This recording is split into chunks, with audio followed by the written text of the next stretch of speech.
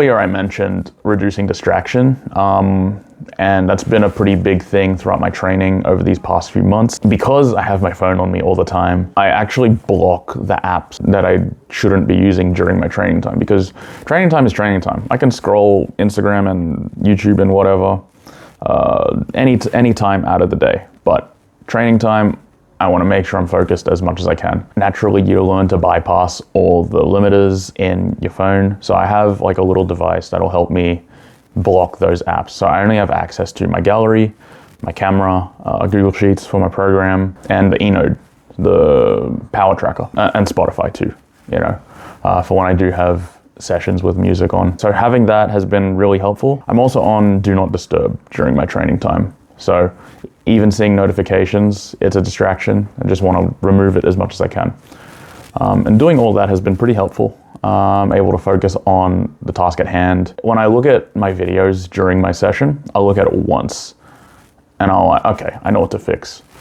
Sometimes it's just like stay over a little more, or just a little more effort, or some really small thing like my timing, really small stuff. I know what to fix, and I try to fix it in the next attempt. In regards to music, I try to have more sessions without earphones than sessions with. Monday and Tuesday, just hanging out at the gym, just lifting, really, nothing too crazy.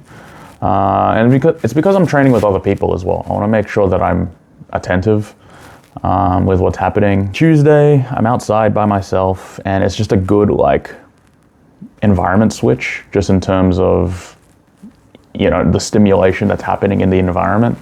When I'm outside, there's nothing happening. It's just the weather and the grass. That's it. When I'm at the gym, it's a powerlifting gym, so there's a lot of noise. It's a very high stim environment, and it's really good for training. It's good to be able to, thrive in both. In weightlifting, when you're on the platform, it's like a library there. And, if you're not used to that, it will throw you off.